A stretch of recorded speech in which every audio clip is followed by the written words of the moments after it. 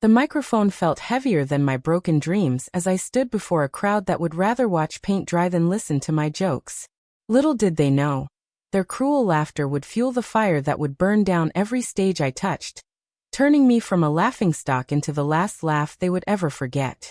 The first time I stepped onto that grimy stage at Murphy's Comedy Corner, my hands trembled like autumn leaves in a hurricane.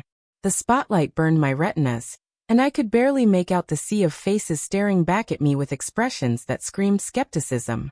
I had practiced my 5-minute set 1,000 times in my bathroom mirror, perfecting every pause, every punchline, every gesture that I believed would bring the house down. But when I opened my mouth, something died inside me. They laughed. Oh, they laughed all right. But it was not the kind of laughter I had dreamed about during those sleepless nights when I imagined myself as the next big thing in comedy. This was the kind of laughter that cuts through your soul like a rusty knife, leaving jagged wounds that never quite heal properly. It was the "ah, she's trying" laugh.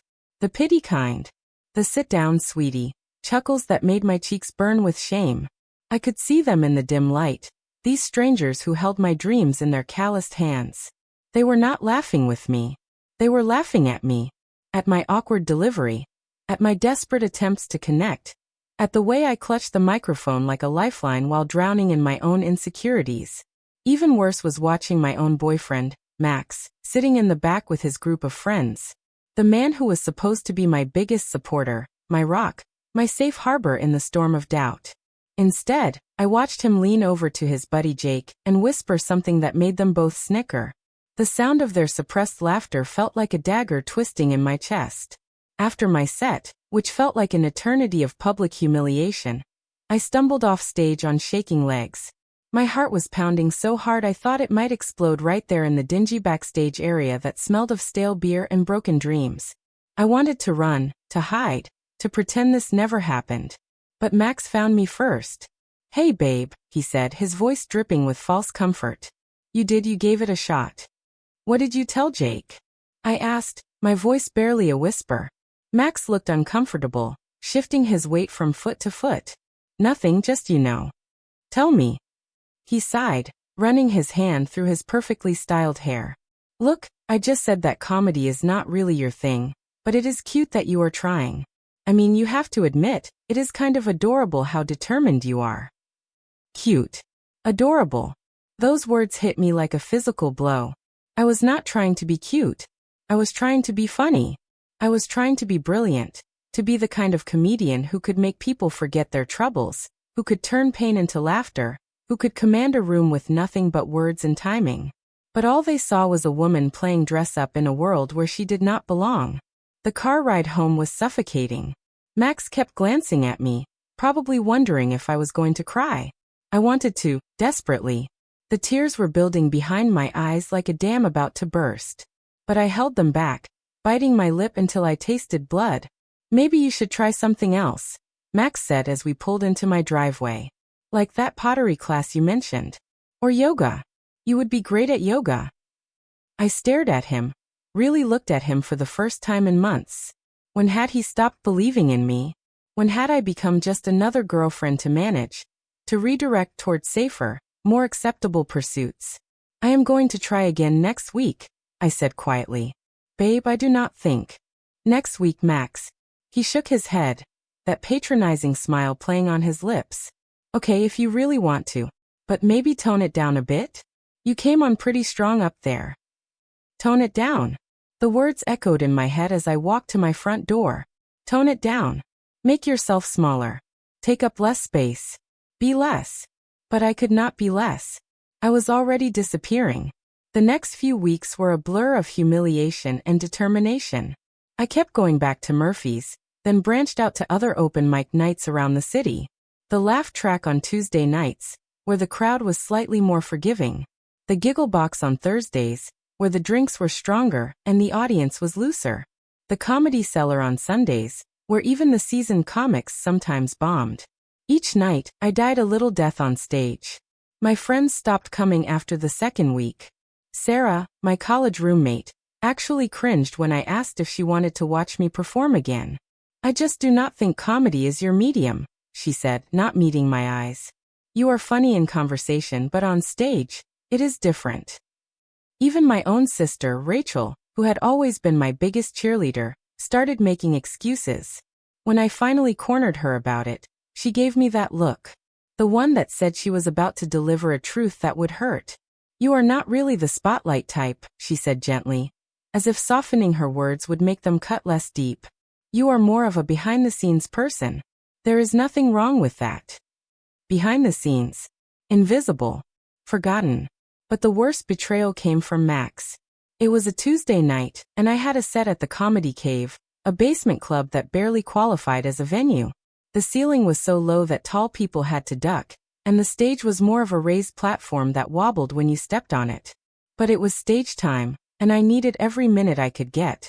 Max had promised to come, but at the last minute he texted me. Sorry babe, Jason's having a barbecue. Rain check. I stared at that message for a long time. A barbecue. A casual get-together with co-workers was more important than supporting my dreams. I almost canceled my set. Almost gave up right there in my car, sitting in the parking lot of the Comedy Cave with my hands shaking and my heart breaking. But something inside me refused to surrender. Maybe it was pride. Maybe it was stubbornness. Maybe it was the tiny voice in my head that whispered, "You are funnier than they think." I went on stage that night and bombed spectacularly. The audience was brutal, heckling me from the moment I grabbed the microphone. Someone actually shouted, "Get off the stage!" And others laughed at that more than they had at any of my jokes. I finished my set in a haze of humiliation and walked off stage to scattered, sarcastic applause. In the bathroom afterward, I finally let myself cry. Big, ugly sobs that shook my whole body. I looked at myself in the cracked mirror and saw a stranger. A woman who had lost herself chasing a dream that everyone else thought was a joke. When I got home, Max was waiting for me with a serious expression. I knew before he even opened his mouth what was coming. "We need to talk," he said, and those 4 words contained my entire future. About what? About us. About this. He gestured vaguely, as if my comedy career was something distasteful he could not quite name. This obsession with comedy. It is consuming you. And it is affecting our relationship. You missed Jason's barbecue tonight. These people are important to my career. And my career does not matter? Max laughed, but there was no humor in it. Career? Babe, you are performing for 12 people in a basement. That is not a career. That is a hobby. An expensive, time-consuming hobby that is making you miserable. It makes me happy. Does it? Because from where I am sitting, it looks like it is destroying you. You cry after every show. You obsess over every joke. You have changed and not for the better. I felt something crack inside me. So what are you saying? I am saying I need someone more realistic. Someone who has their feet on the ground. You are not. You are not a performer, babe. And that is okay. Not everyone can be. There it was. The final verdict. From the man who was supposed to love me unconditionally, who was supposed to believe in me when no one else would. I was not good enough. I was not realistic. I was not a performer. Get out, I whispered. What? Get out of my apartment. Get out of my life. Get out. Max looked genuinely surprised, as if he had expected me to thank him for his honesty. You are overreacting. Am I? You just told me I am not good enough to pursue my dreams. You just told me to give up on the one thing that makes me feel alive. And you think I am overreacting. I am trying to help you. By destroying me? By making me smaller? By convincing me that I am not worth the space I take up on this planet. He left that night, and I thought I would feel relief. Instead, I felt empty. Hollow. Like someone had scooped out my insides and left me to figure out how to function as an empty shell. But in that emptiness, something else grew. Something dark and determined and absolutely unbreakable. I made a promise to myself that night, sitting on my couch in the dark with tear-stained cheeks and a heart full of rage. One day, I would make them all laugh. But it would be on my terms. They would pay to hear my jokes. They would beg for my attention. They would know my name and speak it with respect. The next morning, I woke up with a clarity I had never experienced before. I was done begging people to come to my shows. I was done seeking validation from friends and family, who could not see past their own limited expectations. I was done trying to fit into their narrow definition of what I should be. I was going to become who I was meant to be, whether they liked it or not. I started performing 3 nights a week religiously. Monday at Murphy's, Wednesday at the Laugh Track, Friday at the Comedy Cellar. I treated it like a job, like the most important job in the world. I studied the craft obsessively, watching every comedy special I could find, analyzing timing and delivery, and the way the greats commanded their audiences. I bombed. Dear God, how I bombed. Some nights were so bad that I would sit in my car afterward and scream until my throat was raw. I rewrote my material constantly, throwing out jokes that did not land, crafting new ones from the rubble of my failures. I cried. I questioned everything. I wanted to quit 1,000 times. But I kept going back. Because something was changing. Slowly, imperceptibly at first, but undeniably. My delivery was getting sharper. My timing was improving. I was learning to read the room, to adjust my energy to match the crowd, to turn hecklers into allies with a perfectly timed comeback. And then I discovered something that changed everything. Social media. It started accidentally. I was at the Comedy Cave one night, and the crowd was particularly brutal. But instead of just enduring it, I started interacting with them. I asked the guy in the front row about his terrible haircut. I made jokes about the woman who was clearly on a bad first date. I turned their hostility into material, and suddenly, they were laughing with me instead of at me. Someone filmed it on their phone and posted it online. The video got 300 views, then 1,000, then 10,000. People were commenting, sharing, asking when I would be performing again. I realized I had been approaching comedy all wrong. I had been trying to be someone else, to fit into a mold that was never meant for me. But when I was just myself, raw, unfiltered, brutally honest, that is when the magic happened. I started posting clips regularly. Crowd work became my specialty. I would film myself interacting with audience members, turning their stories into instant comedy gold. I posted bits about my breakup with Max, about my family's lack of support, about the crushing weight of being underestimated. The response was incredible. People were not just laughing, they were connecting. They were sharing their own stories of being told they were not good enough, of having their dreams dismissed, of feeling invisible in their own lives. My follower count started climbing. 100 followers became 1,000. 1,000 became 10,000. Comments poured in from people who saw themselves in my struggle, who found hope in my refusal to give up. Then came the video that changed everything. I had been having a particularly bad week. My landlord had raised my rent, my car had broken down, and I had just received another rejection email from a comedy club that would not even let me audition. I was sitting in my apartment, eating cereal for dinner, and wondering if everyone had been right about me, when I decided to film a video. I called it, 10 Reasons I Am Undateable. And it was born from pure frustration and self-deprecating humor. I talked about my obsession with comedy, my inability to pretend to be someone I was not, my tendency to turn every conversation into material for my act. I was brutally honest about my flaws, my insecurities, my complete failure at being the kind of woman society expected me to be. I almost did not post it. It felt too vulnerable, too real. But something told me to hit that upload button, so I did. I went to bed that night expecting maybe a few hundred views, the usual supportive comments from my small but loyal following. I woke up to chaos. The video had gone viral overnight. 3 million views and climbing. My phone was buzzing constantly with notifications. Comments were pouring in from people all over the world, sharing their own stories of rejection and resilience. Major comedy accounts were reposting it. News outlets were reaching out for interviews. But most shocking of all were the direct messages from comedy agents and club owners. People who had never heard of me were suddenly interested in representing me, booking me, making me the headliner I had always dreamed of being. The first call came from Sandra Martinez, one of the most respected comedy agents in the business. She had represented some of the biggest names in comedy, and now she was calling me. "I watched your video," she said, her voice crisp and professional. "You have something special. Something real. I want to represent you." "Are you sure?" I asked, still in shock. "I mean, I bomb regularly." I perform in basements. I am not exactly headline material." Sandra laughed, and it was a genuine laugh, not the pitying kind I had grown accustomed to. "Honey, you are exactly headline material. You just needed to find your voice. And you have found it."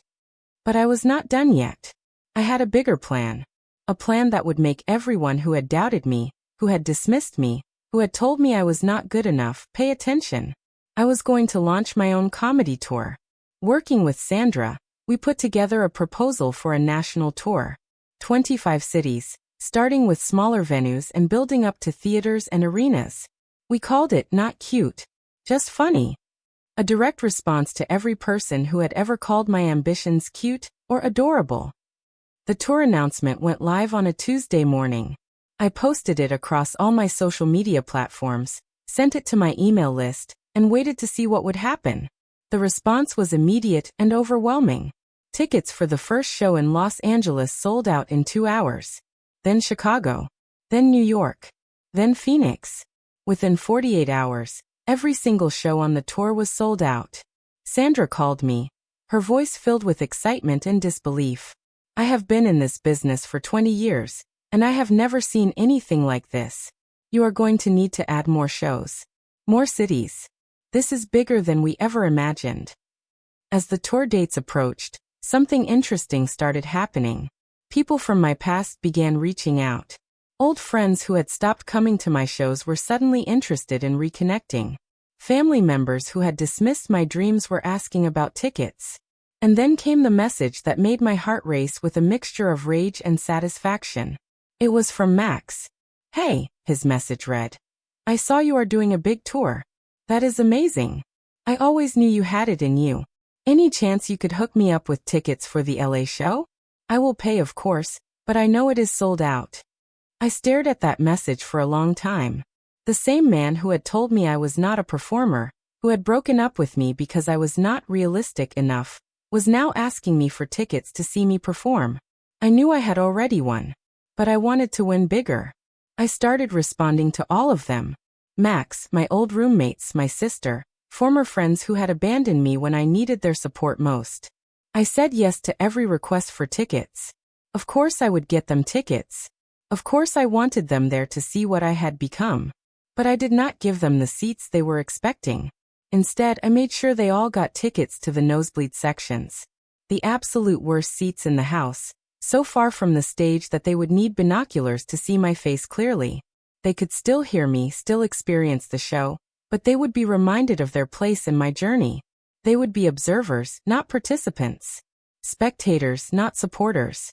The night of my first show in Los Angeles was the most terrifying and exhilarating experience of my life. I stood backstage at the Wiltern Theater, a venue I had dreamed of playing since I was a child, and looked out at the sold-out crowd of 1,800 people who had paid to see me perform. These were not pity laughs waiting to happen. These were fans. People who had followed my journey, who believed in my talent, who had bought tickets because they genuinely wanted to hear what I had to say. When I walked out on stage, the applause was thunderous. It washed over me like a wave of validation, drowning out every doubt, every rejection, every moment of humiliation I had endured to get here. I spotted them in the crowd. Max, squinting from his seat in the upper balcony. My sister, trying to take photos with her phone from so far away that I probably looked like a tiny ant on her screen. My old roommates, who had paid premium prices for the worst seats in the house. But I did not focus on them. I focused on the crowd, on the people who had supported me when I was nobody, who had believed in me when I barely believed in myself. I opened with a joke about my journey from basement comedy clubs to sold-out theaters. "They used to laugh at me," I said, gesturing to the packed venue. "Now they laugh because of me." And I cashed the check. The crowd erupted. They understood. They got it. They knew exactly what I meant. For the next hour, I told my story. I talked about the rejection, the heartbreak, the moments when I wanted to give up. I shared the pain of being told I was not good enough, the humiliation of bombing night after night, the loneliness of chasing a dream that everyone else thought was impossible. But I also talked about the triumph, the moment when I found my voice, the night my video went viral, the phone call from Sandra, The feeling of proving everyone wrong. The audience was with me every step of the way. They laughed, they cheered, they gave me standing ovations. When I finished my set, they would not let me leave. They wanted more. They wanted everything I had to give. After the show, I did not go to the meet and greet. I did not seek out the familiar faces in the crowd. Instead, I went straight to my dressing room and called Sandra. "How did it feel?" she asked. "Like revenge," I said. "Like the sweetest revenge in the world." The tour was a massive success. Every show sold out, every review was glowing, every city wanted me to come back. I was no longer the woman who bombed in basement clubs. I was a headliner, a star, a force to be reckoned with. Social media blew up with videos from the shows. Fans posting their favorite moments, sharing quotes from my set, creating fan art and memes. The girl who had once been told she was not funny enough was now being called one of the most authentic voices in comedy. But the real victory came in the quiet moments. When I would check my social media and see messages from people who said my story had inspired them to pursue their own dreams. When young women would tell me that watching me succeed had given them permission to be themselves, to take up space, to refuse to be diminished. I had become more than a comedian. I had become a symbol of what happens when you refuse to let other people define your worth. The final show of the tour was in my hometown, at the same venue where I had once watched my comedy heroes perform and dreamed of being on that stage myself. As I walked out to face the sold-out crowd, I thought about the journey that had brought me here. All those nights of bombing, all those tears in my car, all those moments when I wanted to give up, they had been worth it. Every rejection had made me stronger. Every doubt had fueled my determination. Every person who had told me I was not good enough had unknowingly contributed to my success. During the final show, I dedicated a joke to Max and all the other people who had underestimated me. My ex-boyfriend once told me I was not a performer, I said, scanning the crowd. He was right. I am not a performer. I am a headliner. The crowd went wild. They understood that this was not just about comedy. This was about refusing to accept other people's limitations. This was about believing in yourself when no one else will. This was about turning pain into power. After the show, I finally met with some of the people from my past who had attended. They seemed different somehow, smaller. Max approached me with a sheepish smile and said, "I always knew you would make it." I looked at him for a long moment. This man who had once held so much power over my self-worth, and felt nothing but pity. "No," I said simply. "You did not. But that is okay." I knew. As I walked away from that conversation, I realized something profound. I had spent so much time trying to prove them wrong that I had almost forgotten to enjoy being right. But now, standing in the aftermath of my triumph, I could finally breathe. I was not doing this for them anymore. I was not performing to prove a point or to get revenge. I was doing it because I loved it, because I was good at it, because I had something important to say. The tour had ended, but my career was just beginning. Sandra was already talking about television deals, Netflix specials, maybe even a book. The girl who had once been told she was not funny enough was now being courted by every major entertainment company in the business. But more than that, I had found myself. I had learned that my worth was not determined by other people's opinions, that my dreams were not subject to their approval, that my voice mattered whether they wanted to hear it or not. I thought about all the young women who would watch my specials, who would read my story, who would see that it was possible to go from bombed basement shows to sold-out arenas. I thought about the message I wanted to send them. You do not need anyone's permission to be great. You do not need anyone's approval to chase your dreams. You do not need to make yourself smaller to make others comfortable. You just need to be brave enough to believe in yourself, even when no one else does. Especially when no one else does. Because in the end, the best revenge is not proving them wrong. The best revenge is proving yourself right. And I had done that in the most spectacular way possible. They used to laugh at me. Now they pay to laugh with me. And I am the one writing the punchline. As I packed at my dressing room after that final show, I found myself smiling. Not because I had proven my doubters wrong, but because I had proven myself right. I had refused to let their limitations become my reality. I had turned their no into my yes. The girl who had once cried in bathroom mirrors after bombing on stage was gone. In her place stood a woman who knew her worth, who commanded respect, who had turned her pain into her power. I was not cute. I was not adorable. I was not trying. I was successful. I was talented. I was exactly who I was meant to be. And that was the funniest joke of all. Thank you for joining me on this incredible journey from rejection to redemption. If this story inspired you to chase your own dreams, to believe in yourself when others would not, or to turn your pain into your power, please subscribe to our channel for more stories of triumph over adversity. Remember, you do not need anyone's permission to be great. You just need the courage to believe in yourself. Hit that subscribe button and join our community of dreamers who refuse to give up. Your story of success could be next.